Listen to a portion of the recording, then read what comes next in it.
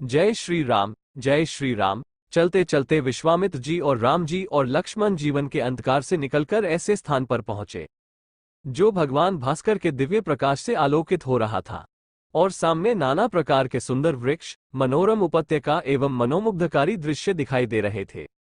रामचंद्र जी ने विश्वामित्र से पूछा, हे मुनिराज, सामने पर्वत की सुंदर उपत्यकाओं में हरे हरे वृक्षों की जो लुभावनी पंक्तियां दृष्टिगत हो रही हैं, उनके पीछे ऐसा प्रतीत होता है कि जैसे कोई आश्रम है। क्या वास्तव में ऐसा है या यह मेरी कल्पना मात्र है? वहां सुंदर सुंदर मधुरभाषी पक्षियों के झुंड भी दिखाई दे रहे हैं, जिससे प्रतीत होता है कि मेरी कल्पना निराधार नहीं है। विश्वामित्र जी ने कहा, हे वत्स, ये वास्तव में आश्रम ही है और इसका नाम सिद्धाश्रम है। ये सुनकर लक्ष्मण ने पूछा, गुरुदेव, इसका नाम सिद्धाश्रम क्यों पड़ा? विश्वामित्र जी ने कहा, इस संबंध में भी एक कथा प्रचलित है। प्राचीन काल में बलि नाम का एक राक्षस था। बलि बहुत पराक्रमी और बलशाली था और समस्त देवताओं को पराजित कर चुका था। एक बार उसी बलि ने यहाँ पर एक महान यज्ञ का अनुष्ठान किया था। इस यज्ञानुष्ठान से उसकी शक्ति में और भी वृद्धि हो जाने वाली थी। इस बात को विचार करके देवराज इंद्र अत्यंत भयभीत हो गया। इंद्र समस्त देवताओं को साथ लेकर भगवान विष्णु के पास पहुंचा और उनकी स्तुति करने के पश्चात उनसे प्रार्थना की, हे त्रिलोकीनाथ, राजा बलि ने समस्त देवताओं को परास्त कर दिया है और अब वो एक विराट यज्ञ कर रहा है। वो महादानी और उदार हृदय राक्षस है। उसके द्वार से कोई भी याचक खाली हाथ नहीं लौटता।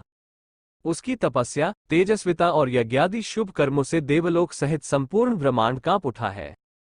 यदि उसका ये यज्ञ पूर्ण हो जाएगा तो वो इंद्रासन को प्राप्त कर लेगा। इंद्रासन पर किसी राक्षस का अधिकार होना सुरों की परंपरा के विरुद्ध है। अतएव हे लक्ष्मीपति, आपसे प्रार्थना है कि आप कुछ ऐसा उपाय करें कि उसका यज्ञ पूर्ण न हो पाए। उनकी इस प्रार्थना पर भगवान विष्णु ने कहा, आप सभी देवता निर्भय और निश्चिंत होकर अपने अपने धाम में वापस चले जाएं। आप लोगों का मनोरथ पूर्ण करने के लिए मैं शीघ्र ही उपाय करूंगा। देवताओं के चले जाने के बाद भगवान विष्णु वामन का रूप धारण करके वहां पहुंचे जहां पर बलि यज्ञ कर रहा था। इस बौने किंतु परम तेजस्वी ब्राह्मण से राजा बलि अत्यधिक प्रभावित हुए और बोले, विप्रवर, आपका स्वागत है, आज्ञा कीजिए, मैं आपकी क्या सेवा कर सकता हूं? बलि के इस तरह कहने पर वामन रूपधारी भगवान विष्णु ने कहा, राजन, मुझे बैठकर भगवान का भजन करने के लिए सिर्फ 2.5 चरण भूमि की आवश्यकता है। इस पर राजा बलि ने प्रसन्नतापूर्वक वामन को 2.5 चरण भूमि नापने की अनुमति दे दी। अनुमति मिलते ही भगवान विष्णु ने विराट रूप धारण किया और एक चरण में संपूर्ण आकाश को और दूसरे चरण में पृथ्वी सहित पूरे पाताल को नाप लिया और पूछा, राजन, आपका समस्त राज्य तो मेरे 2 चरण में ही आ गए, अब शेष आधा चरण से मैं क्या नापूं? बलि के द्वार से कभी भी कोई याचक खाली हाथ नहीं गया था। बलि इस याचक को भी निराश नहीं लौटने देना चाहता था।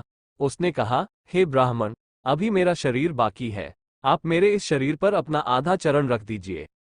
इस पर भगवान विष्णु ने बलि को भी अपने आधे चरण में नाप लिया। बलि का ये दान इतना महान था कि बलिदान के नाम से विख्यात हो गया। भगवान विष्णु ने बलि की दानशीलता से प्रसन्न होकर उसे वरदान दिया कि यह स्थान सदा पवित्र माना जाएगा, सिद्धाश्रम कहलाएगा और यहाँ तपस्या करने वाले को शीघ्र ही समस्त सिद्धियां प्राप्त होंगी। उसी समय से यह स्थान सिद्धाश्रम के नाम से विख्यात है और बहुत से ऋषि मुनि यहाँ तपस्या करके मुक्ति लाभ करते हैं। मेरे स्वयं का आश्रम भी इसी स्थान पर है। मैं यहीं बैठकर अपना यज्ञ संपन्न करना चाहता हूँ।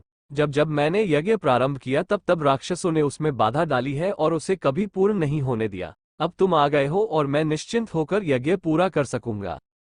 इस प्रकार की बातें करते हुए विश्वामित्र ने राम और लक्ष्मण के साथ अपने आश्रम में पदार्पण किया। वहां रहने वाले समस्त ऋषि मुनियों और उनके शिष्यों ने उनका स्वागत सत्कार किया। राम ने विनीत स्वर में गुरु विश्वामित्र से कहा, मुनिराज, आप आज ही यज्ञ का शुभारंभ कीजिए। मैं आपको विश्वास दिलाता हूं कि मैं आपके यज्ञ की रक्षा करते हुए इस पवित्र प्रदेश को राक्षसों से मुक्त कर दूंगा। राम के इन वचनों को सुनकर विश्वामित्र यज्ञ सामग्री एकत्रित करने में जुट गए। जय श्री राम, जय श्री राम।